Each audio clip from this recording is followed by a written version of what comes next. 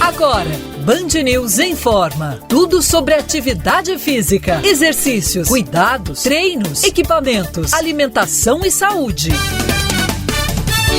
Band News informa. Com Camila Hirsch e Bruna Baroni.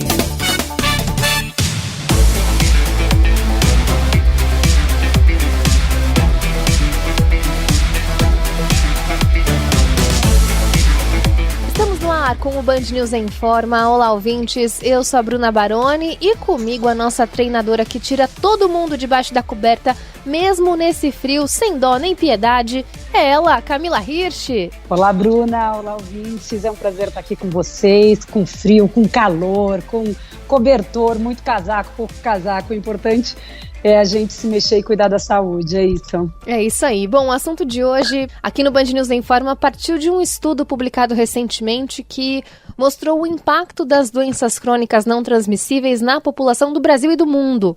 A Organização Mundial da Saúde estima que 41% dos óbitos prematuros de pessoas com idades entre 30 e 69 anos foram causados por doenças crônicas, isso no Brasil em 2019.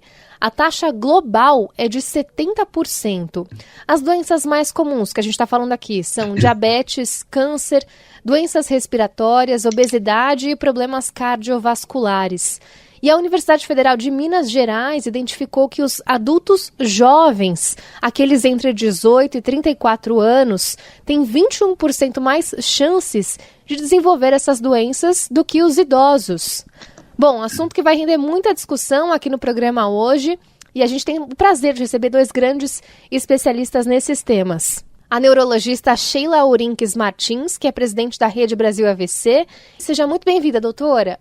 Obrigada, é um prazer estar aqui com vocês. E o cardiologista Fernando Nobre, obrigada pelo seu tempo, doutor. Sou eu quem agradece o convite, fico honrado em dividir esse tempo com vocês e com a minha colega Sheila. Legal, vamos lá. Doutora Sheila, queria começar justamente por você, porque você esteve recentemente na Assembleia Mundial da Saúde, um evento organizado pela Organização Mundial da Saúde lá na Suíça, e as doenças crônicas acabaram se tornando um tema central ali desse encontro, né? Eu queria saber por que é uma preocupação, sempre foi, claro, mas por que está tão em voga, né, esse assunto das doenças crônicas no mundo? É muito importante a gente discutir isso, ainda mais passado agora a pandemia, onde todos os olhos no mundo em saúde eram para as doenças infecciosas durante esse período, mas sem esquecer que a doença circulatória é a principal causa de morte no mundo. Então, são 20 milhões de pessoas que morrem a cada ano por doenças circulatórias, então AVC,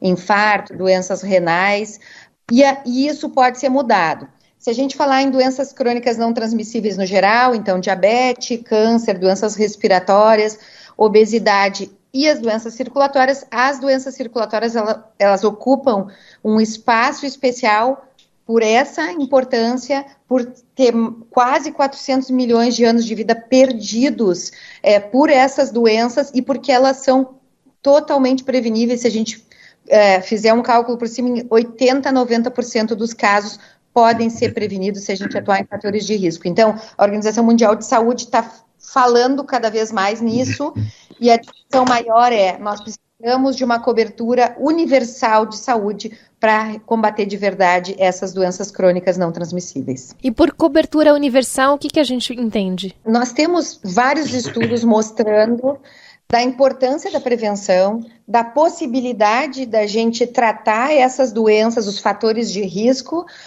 para as doenças crônicas não transmissíveis, hipertensão, diabetes, dislipidemia, combater tabagismo, melhorar a mudança de estilo de vida.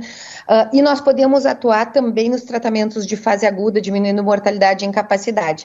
Mas a gente não pode esperar que as pessoas paguem do próprio bolso isso.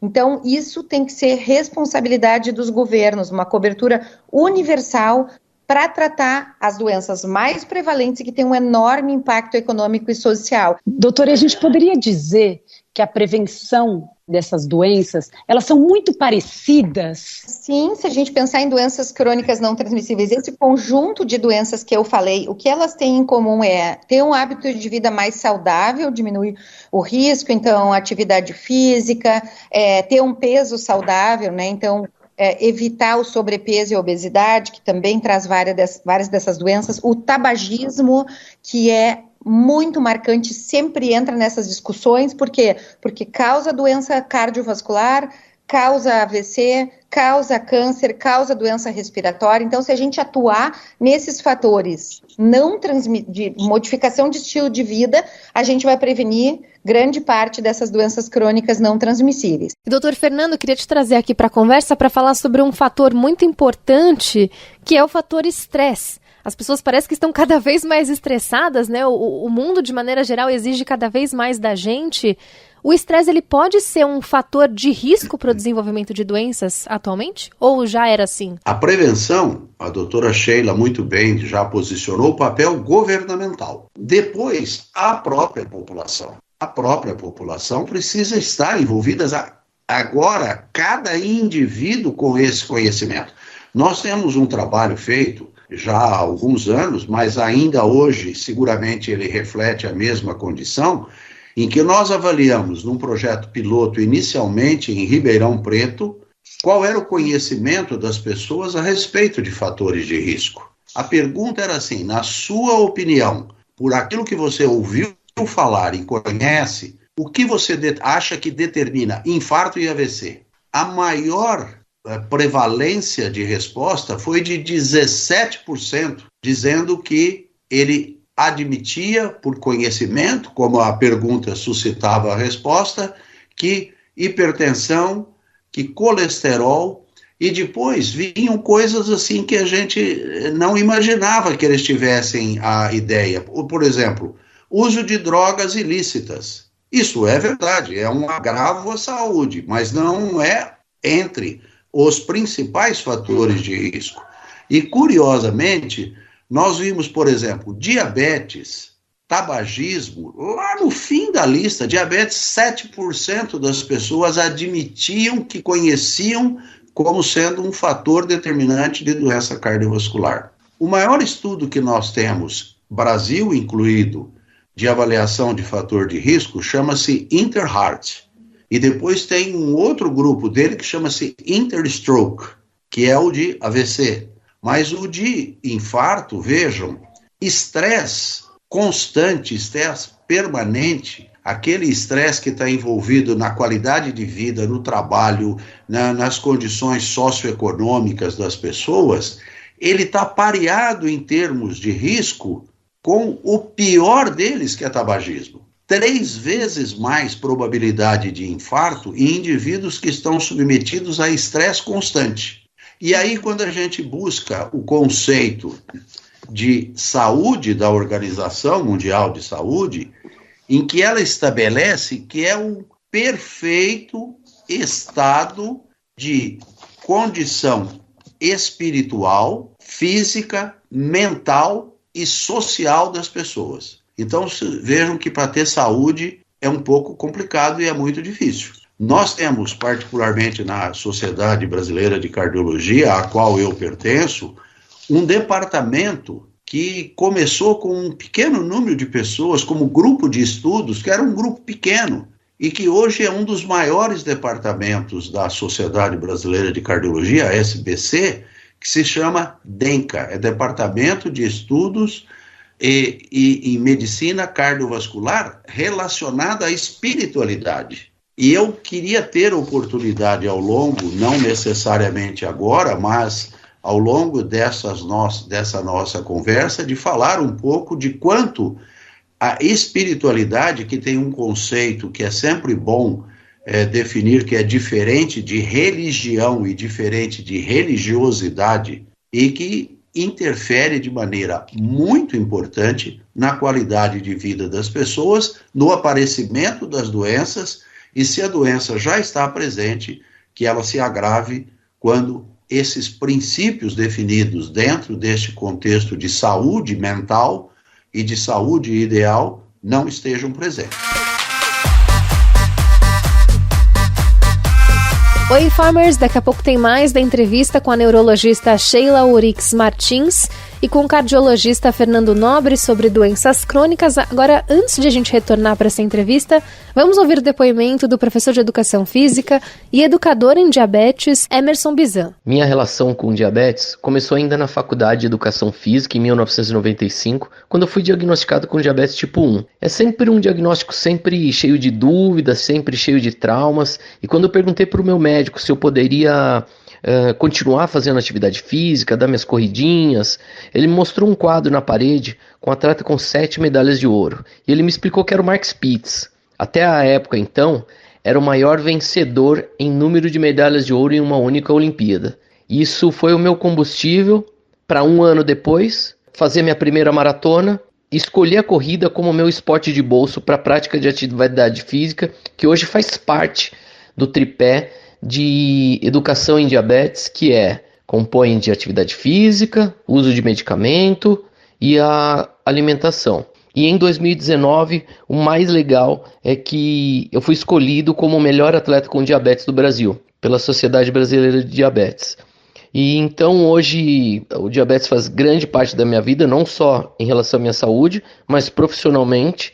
E como exemplo para outras pessoas acham que quem tem diabetes não pode fazer exercício. Muito pelo contrário, faz parte do tratamento. Tão interessante a gente escutar um depoimento de uma pessoa que se inspirou a gente sempre acha que os grandes atletas, tanto os atletas profissionais como os amadores, mas que performam, a gente acha que eles vieram prontos, né, e que eles não têm, que o corpo está perfeito, que a saúde está sempre ótima, e não é assim.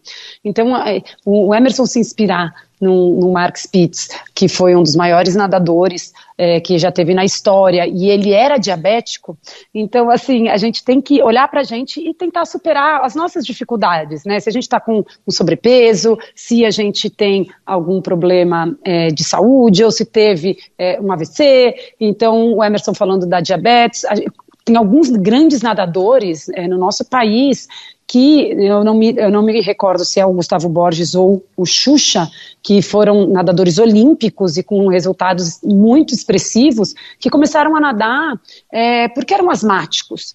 Então, assim, a gente tem que saber que a gente pode mudar esse caminho e que está ao nosso alcance, né? Tem muita coisa que está ao nosso alcance. Não é simples, mas o preço que se paga do ficar sentado no sofá e de ficar cultivando essas doenças, né, essas doenças crônicas que podem aparecer com qualquer um, é muito mais alto do que você ir atrás dos seus hábitos saudáveis e praticar uma atividade física e buscar resultados positivos para a nossa saúde, não necessariamente para a performance. E para dar resposta aqui para os nossos ouvintes, é o caso dos 2 campeões, viu, Camila? Gustavo Borges e Xuxa, que sofrem de asma, sim. O baixo consumo de frutas e hortaliças, o alto consumo de bebidas açucaradas, o uso abusivo de álcool, a falta de prática de atividades físicas e o tabagismo são hoje os principais fatores relacionados ao desenvolvimento de doenças crônicas. E esse é o tema de hoje, aqui do Band News Informa, que está recebendo a neurologista Sheila Urix Martins e o cardiologista Fernando Nobre. Doutor Fernando, você falava há pouco sobre a importância da espiritualidade para a gente ser considerado um ser humano saudável, mas fazia aí uma distinção de espiritualidade e religiosidade. Pode explicar então pra gente?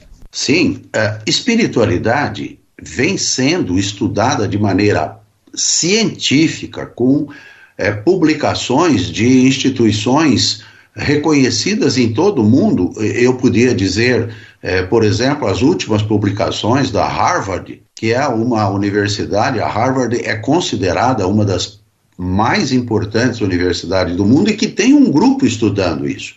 E espiritualidade é definida como o sentido que as pessoas dão à vida, como propósito, e que as relações que eles e nós, todas as pessoas, têm conosco mesmos, com a família, com a comunidade, com a sociedade e com a natureza e o significado daquilo que transcende a atividade propriamente do corpo físico.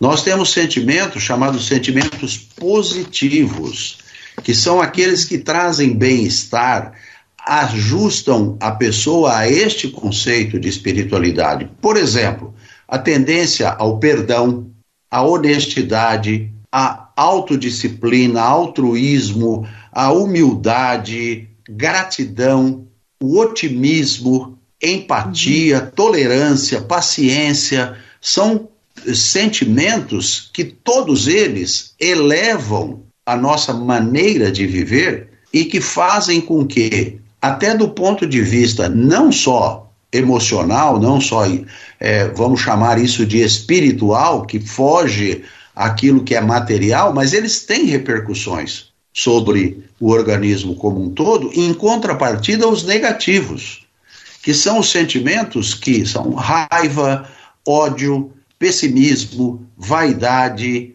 um sentimento que é muito comum àqueles indivíduos que têm raiva, que têm ódio, que guardam mágoas, que se chama ruminação, que é a constante reprodução deste sentimento, fazendo com que os problemas que os sentimentos negativos trazem sejam expressos na forma, por exemplo, de produção de hormônios indesejáveis. Os sentimentos negativos, eles levam à produção de, por exemplo, mais adrenalina, cortisol, que é o hormônio do estresse. E só para se ter uma ideia, agora nós estamos falando de manifestações fisiológicas, funcionais do organismo. E estes sentimentos fazem com que os negativos, que estas substâncias sejam passadas em maior quantidade para a circulação, além das necessárias, causando mais hipertensão, constrição dos vasos, os vasos se fecham mais e o coração tem mais trabalho para desenvolver o seu processo básico, fundamental da circulação. O estresse eleva a pressão, cria uma maior probabilidade dos indivíduos se tornarem adeptos a práticas não desejáveis, como, por exemplo, o tabagismo. Quanto menor a espiritualidade entendida nesse contexto que eu disse, maior é a probabilidade dos indivíduos serem fumantes, se envolverem com consumo de bebidas alcoólicas, drogas ilícitas. E ao contrário, o que a gente tem naqueles indivíduos que estão com estes conceitos ou dentro destes sentimentos positivos, com o maior número deles? Esses indivíduos têm menos hipertensão, tem menos infarto, tem menos angina, tem a insuficiência cardíaca, que é o déficit de funcionamento do coração, é menos frequente e quando está presente evolui de forma melhor. Esses indivíduos tomam mais remédios, obedecem mais às orientações médicas, têm uma sensação de bem-estar e um menor estresse psicossocial. E eu deixei para o fim, não sem razão, porque estes indivíduos têm vários estudos já demonstrando que eles têm uma maior longevidade. Isso que a gente está dizendo, a gente conversou bastante aqui com a doutora Sheila, de ter programas de saúde pública, né, políticos envolvidos para ajudar a população. Quando a gente fala de coisas mais práticas, né, do fazer o exercício, do rever a alimentação, algumas coisas práticas são mais difíceis, eu imagino as subjetivas, né, aqui, você se estressa à toa, porque você não tem por que ficar estressado por esse motivo, não tem por que ficar irritado por esse motivo, né, eu imagino que a gente sabe, como você disse, que a parte fisiológica, né, o que do mesmo jeito que essas sensações produzem substâncias ruins para a gente, existem aí as atitudes que fazem com que a gente produza substâncias boas como atividade física, né, mas o quanto é difícil isso, né, para uma sociedade ou às vezes até para um convencimento pessoal, você conversando com outra pessoa. Então, hábitos de vida, eles são cultivados desde a infância e nós trazemos conosco o perfil e o padrão que as nossas famílias vivem. Como médicos, nós temos obrigação de conversar com os pacientes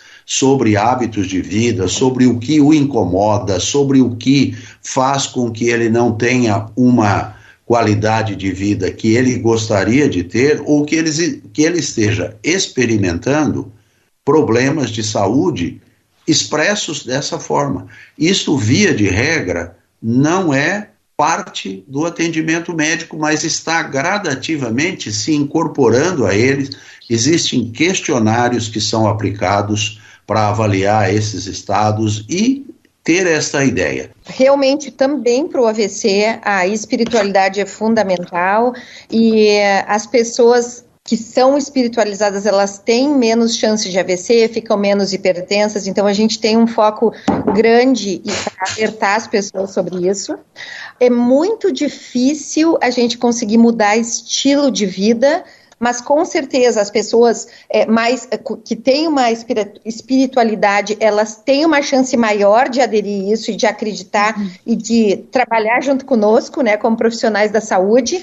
Então, a gente tem um grande esforço. Eu estou hoje conduzindo uma pesquisa sobre isso, numa tentativa de redução de doença, tanto AVC quanto demência, que é a perda de memória dos pacientes, atuando na pressão alta, que para o AVC é o principal fator de risco, mas também testando se mudar estilo de vida, com algumas formas de estimular as pessoas a fazer isso, podem ser benéficas na redução de AVC, demência e morte cardiovascular. Nós estamos sempre tentando um jeito diferente de trazer o paciente para o nosso lado, entender a importância de ter uma vida mais saudável para diminuir o risco cardiovascular. É um desafio, mas a gente tem certeza que a gente vai chegar lá e vai conseguir trazer o paciente para o nosso lado, para ser um parceiro, né? Porque o paciente também tem que entender que ele é responsável pela sua saúde, a gente conta com ele para fazer isso. O Band News em Forma está no ar, hoje falando sobre doenças crônicas, com a neurologista Sheila Urix Martins e com o cardiologista Fernando Nobre.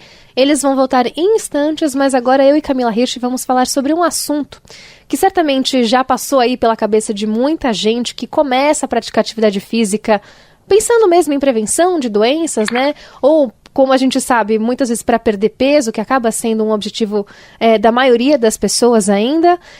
Mas existe ainda essa ideia, Camila, de que para você ter algum resultado, você precisa se matar na academia. E não é bem assim, né? Ou começar muito cedo, né, Bruna? Quantas pessoas falam, nossa, mas agora eu já estou mais velho, não fiz o que eu devia ter feito até agora, né? Então, não é assim. A gente sabe que a prática, obviamente, de atividade física é importantíssimo que ela seja bem orientada, mas já é mais do que comprovado, e a gente dá sempre muito exemplo da caminhada, porque a gente imagina que as pessoas consigam, que a maior parte das pessoas consiga fazer uma caminhada, né, e o quanto de benefício uma caminhada 5 vezes por semana, 6 vezes por semana pode trazer para o nosso corpo, né, pode ajudar demais nessas doenças, diminui o risco de obesidade, aumenta a disposição, melhora do sono, consequentemente no funcionamento e na recuperação do nosso corpo, melhora a nossa condição física, né? O nosso coração fica mais saudável, a gente tem um trabalho ali cardiovascular, então assim, remove os níveis de substâncias que não são boas, as substâncias nocivas do nosso corpo, então isso é extremamente importante, desestressa, né? A gente tem falado muito sobre isso aqui hoje no programa, essa coisa da espiritualidade, muitas vezes te coloca em conexão com a natureza, quando a gente consegue fazer isso ao ar livre, né? Isso sem contar, né, Bruna, que toda vez que a gente pratica uma atividade, a caminhada está inclusa, a gente aumenta o sistema de defesa do nosso organismo, então a gente fica com o nosso sistema imunológico mais, com uma qualidade melhor, menos suscetível a infecções. Então, você começar a praticar uma atividade física, um pouquinho mais velho que seja, ou que achar que ou está um pouquinho fora do peso, ela vai ser benéfica, né? Então ela vai sempre trazer benefícios para o nosso corpo. Então não precisa achar que precisa ir na academia, carregar um montão de peso. Pode até ser que você chegue nesse ponto, eu acho que isso é importante, pode ser que você melhore, que você evolua, que você queira, que você tenha sede disso, vontade, coloque metas, mas o mínimo, né, já ajuda demais a te tirar dessa situação de risco. Uma pesquisa divulgada em abril pela Universidade de São Paulo mostrou que 57 mil pessoas morrem prematuramente a cada ano no Brasil por consumo de alimentos ultraprocessados. são brasileiros que desenvolveram doenças crônicas como diabetes, hipertensão, câncer e problemas cardiovasculares. E o Band News Informa está discutindo esse assunto, a prevenção dessas doenças, com 2 especialistas, a neurologista Sheila Ouriques Martins e o cardiologista Fernando Nobre. A gente vai ouvir agora o depoimento do Marcos Barbosa. Ele tem 66 anos e recentemente sofreu um AVC. Vamos ouvir. Meu nome é Marcos Antônio Einsfeld Barbosa, sou aposentado e moro na cidade de Sapucaia do Sul. No dia 28 de março de 2023, fui acometido por um AVC e encaminhado ao Hospital Getúlio Vargas. Fui tratado pela equipe do Dr. Diógenes, que aplicou um trombolítico que resultou numa excelente recuperação. Antes disso, eu era praticante de tênis 2 vezes por semana e caminhava por cerca de 2 a 3 quilômetros. Hoje já retornei às caminhadas e brevemente deverei retornar ao tênis. Doutora Sheila, a gente ouviu aí que ele praticava tênis, fazia corrida, agora retomou as corridas, né, e pretende retornar em breve para o tênis. Eu queria saber qual é o peso da atividade física na prevenção de um AVC e também, uma vez que a pessoa sofre, né, esse episódio, é interessante que ela retome as atividades? Bom, essa pergunta é excelente, porque, na verdade, o sedentarismo, o não fazer atividade física, tem um peso enorme.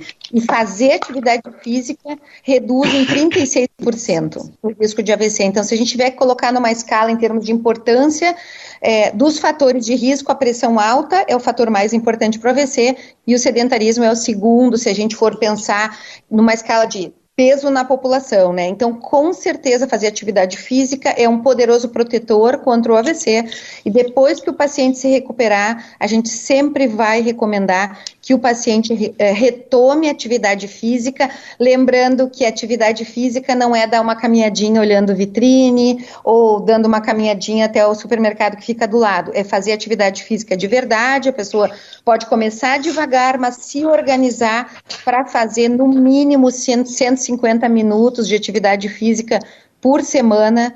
Hoje em dia até a recomendação é que se possa fazer o dobro disso, mas pelo menos 150 minutos por semana para a gente ter algum efeito na proteção das doenças circulatórias. E normalmente, doutora, depois de um episódio de AVC, obviamente que depende das sequelas, de tudo que foi atingido, é importante que essa pessoa retome, porque existe ainda muita gente, como o doutor estava falando para a gente, que, né, de levar informação, mas tem muita gente que pensa, então eu tenho que tomar muito cuidado, porque agora a pessoa acha que ela é um doente, ou a diabetes, ou o próprio, a gente está agora falando no caso do AVC, mas a atividade física, ela é extremamente importante para voltar na vida dessa pessoa. Sim, na verdade, depois que a pessoa tem um AVC, se ela não fizer prevenção, ela tem 9 vezes mais chance de ter um outro AVC do que uma pessoa que nunca teve. Se eu atuar nesses fatores de risco e otimizar esses fatores de risco, eu tenho uma redução de 80% a 90% dos casos. Depois da pessoa ter o AVC, ela vai ser medicada para ter uma pressão arterial bem controlada, para baixar o colesterol o máximo possível, vai ter que parar de fumar. Se for diabético, tem que usar tratamento para o diabético. Nós vamos recomendar a modificação da alimentação para comer com menos sal, menos gordura, mais frutas, né, e verduras. Tudo isso faz parte da otimização da saúde dessa pessoa para diminuir o risco de AVC e também de infarto do coração e de outras doenças circulatórias. Então, com certeza, a gente vai recomendar a pessoa retomar a atividade física. Doutor Fernando, você percebe hoje uma mudança no perfil das pessoas que desenvolvem doenças cardiovasculares? É mais comum agora a gente encontrar jovens adultos doentes, né, em proporção aí com idosos? Nós tivemos, ao longo dos últimos, pelo menos 50 ou 60 anos, uma mudança sistemática e muito efetiva no padrão de comportamento. Se nós formos lá para 1960 ou por volta disso, as pessoas morriam por doenças infecto-contagiosas. Essa era a primeira causa. Eles tinham pouco estresse, pouca hipertensão, comiam menos sal e tinham um perfil de vida que era menos frequente neles a pressão, a ocorrência das doenças cardiovasculares. A pressão sobre esses fatores não existia tanto quanto hoje. Isso se chamou de transição epidemiológica. O que a gente vê hoje é que há uma oportunidade de alimentação inadequada, aumento substancial, embora isso esteja se reduzindo, de tabagismo, consumo de álcool, inatividade física, obesidade. Isto é muito mais frequente hoje e isto é o que se chama de fator de risco. Eu numerei os principais fatores de risco: tabagismo, excesso de peso, obesidade e sobrepeso, inatividade física, alimentação inapropriada, colesterol ruim aumentado e colesterol bom reduzido, diabetes, estresse psicossocial, hipertensão arterial. Desses todos aqui, nós podemos acrescentar mais 3, que são os únicos 3 sobre os quais a gente não interfere, que é a idade. Quanto mais idade o indivíduo tem, mais ele tem chance, e isto é progressivo.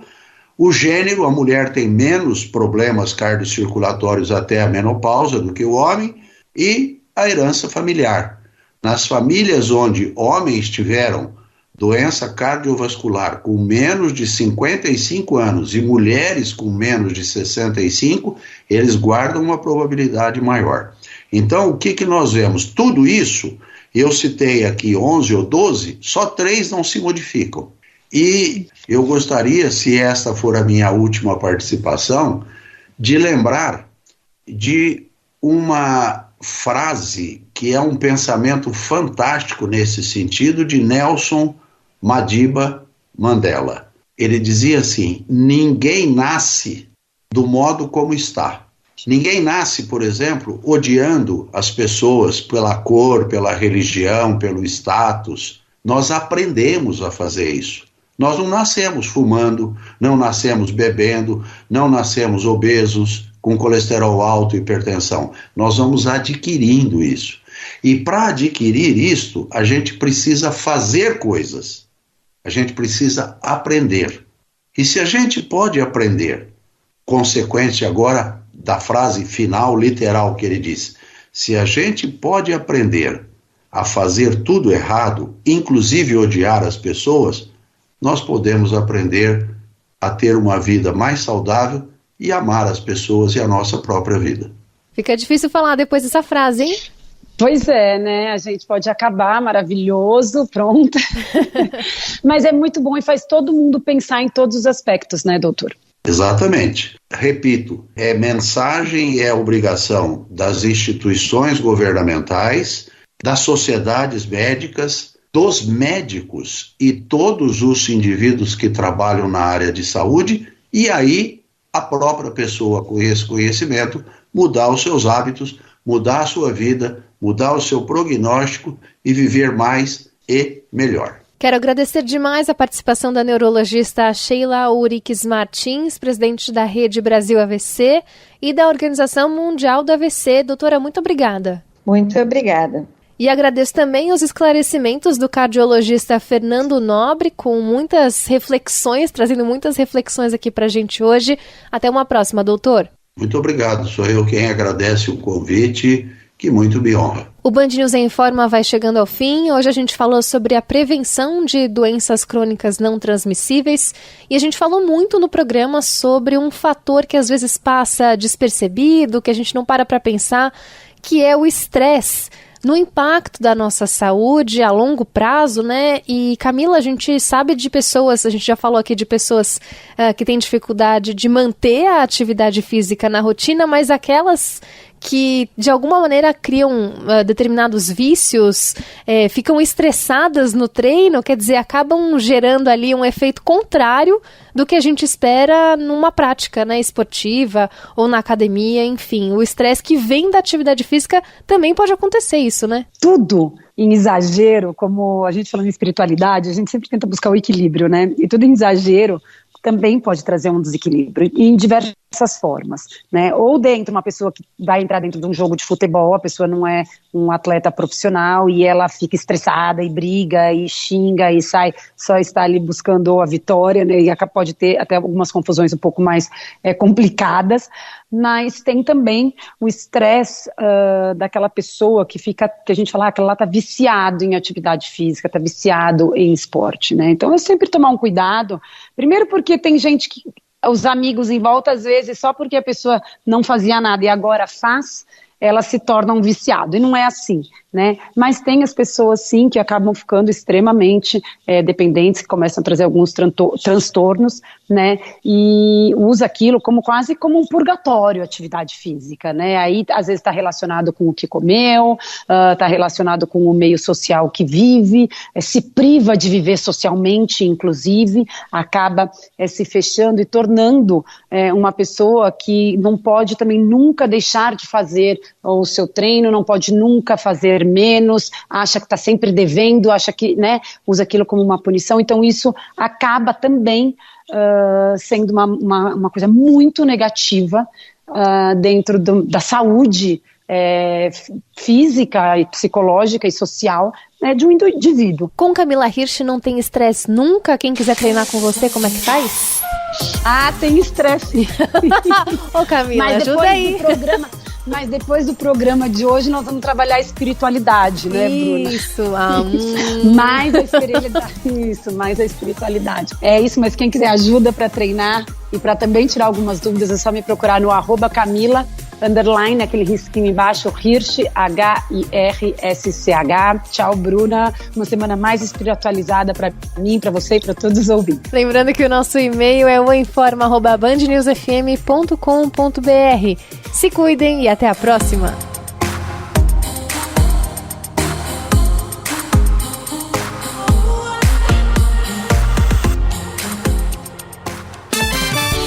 Você ouviu Band News Informa.